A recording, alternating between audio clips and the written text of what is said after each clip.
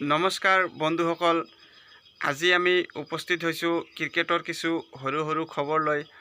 প্ৰথমতেই খবৰ দিবলৈ ওলাইছোঁ ৰিয়ান পৰাগৰ তথ্য লৈ।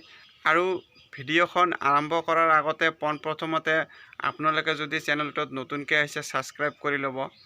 ৰিয়ানৰ কথা ক'বলৈ গ'লে ৰিয়ানে বহুদিন ধৰি নিজৰ যি ইনজুৰি আছিল সেই ইনজুৰি সমস্যাৰ কাৰণে মেচৰ পৰা বা খেলপথাৰৰ পৰা বাহিৰত আছিলে, কিন্তু ফাইনালি ৰিয়ান পৰাগে কামবেক কৰিবলৈ গৈ আছে। ঘৰেলু ফাৰ্ষ্ট ক্লাছ ক্ৰিকেটৰ যি সৰ্ববৃহৎ টুৰ্ণামেণ্ট আছিল ৰঞ্জী ট্ৰফি, সেই ৰঞ্জী ট্ৰফিৰ জৰিয়তে ৰিয়ান পৰাগে মেচলৈ উভতি আহি আছে। আৰু অসম ক্ৰিকেট এছ'চিয়েশ্যনে যি দল ঘোষণা কৰিছে অহা 30 তাৰিখৰ পৰা ছেকেণ্ড ৰাউণ্ডৰ যি ৰঞ্জী ট্ৰফিৰ মেচ অনুষ্ঠিত হ'ব, সেই ছেকেণ্ড লেগৰ ৰঞ্জী ট্ৰফিৰ মেচৰ কাৰণে অসম ক্ৰিকেট এছ'চিয়েশ্যনে যি স্কোৱাড ঘোষণা কৰিছে সেই স্কোৱাডত ৰিয়ান পৰাগৰ নাম দেখা গৈছে। কেৱল মাত্ৰ ৰিয়ান পৰাগৰ নাম দেখাই নহয়, ৰিয়ান পৰাগক অধিনায়ক হিচাপে দলত দেখা গৈছে। আৰু অসম ক্ৰিকেট দলক ৰিয়ান পৰাগে এজ এ অধিনায়ক হিচাপে লিড কৰিব। বিগত বছৰত ৰিয়ান পৰাগে ভাল ফৰ্ম দেখুৱাইছিল ৰঞ্জী ট্ৰফিত, কিন্তু সেই ৰঞ্জী ট্ৰফিতো ইনজুৰি সমস্যাৰ কাৰণে দলৰ পৰা বাহিৰ হ'ব লগা হৈছিল। কিন্তু এইবাৰ যিহেতু দলত উভতি আছে ৰিয়ান পৰাগে, আশা কৰিম আমি ভাল প্ৰদৰ্শন কৰি জাতীয় দললৈ উভতি আহক, তাৰে কামনা কৰিলোঁ। আৰু যদি ক্ৰিকেটৰ আন কিছু খবৰলৈ যাওঁ, যে ভাৰতবাসীৰ কাৰণে এয়া ভাল খবৰ যে Jasprit Bumrah ICC men's test cricketer of the ইয়াৰৰ খিতাপ দিয়া হৈছে যশপ্ৰীত বুমৰাহক।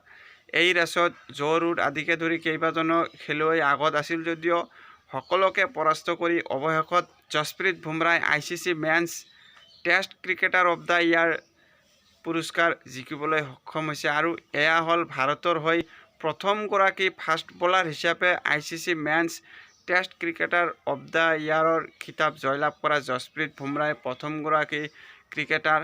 তাৰোপৰি কিছুদিন পূৰ্বে অৰ্শদীপ সিঙেও ICC men's T20 player of the ইয়াৰৰ খিতাপ জয়লাভ কৰিছিলে অৰ্শদীপ সিঙে।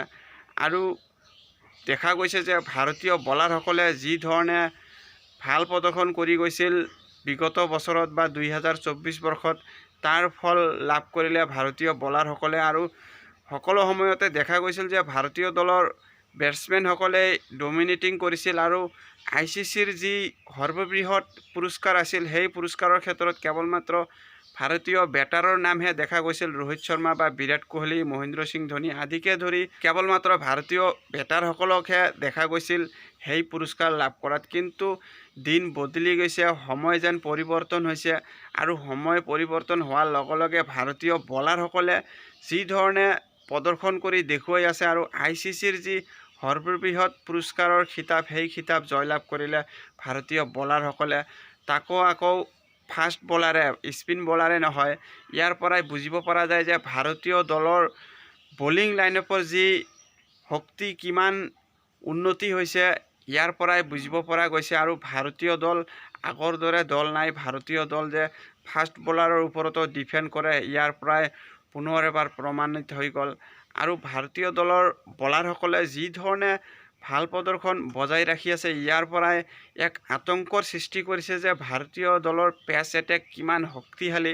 আৰু ভাৰতীয় দলৰ পেচ এটেকৰ আগত যদি কোনো বিৰোধী দলে সন্মুখীন কৰে, তেতিয়া বিৰোধী দলৰ বেটাৰসকলৰ মাইণ্ডছেট কেনে থাকে ভাৰতীয় দলৰ বলাৰসকলৰ এই প্ৰদৰ্শনৰ দ্বাৰাই অনুমান কৰিব পাৰি আমি। বন্ধুসকল, আজিলৈ এইখিনিয়ে আপডেট আছিলে। পিছলৈ যদি কোনো আপডেট আহি পৰে পুনৰ এবাৰ কিছু তথ্য লৈ আপোনালোকৰ আগত উপস্থিত হ'ম। ভিডিঅ'খন চাই ভাল পালে লাইক আৰু ছাবস্ক্ৰাইব কৰিব, লগতে কমেণ্ট কৰিব নাপাহৰিব। আপোনালোকৰ কমেণ্টৰ জৰিয়তে ভিডিঅ' বনোৱাত মই আৰু অধিক উৎসাহ পাওঁ। ধন্যবাদ।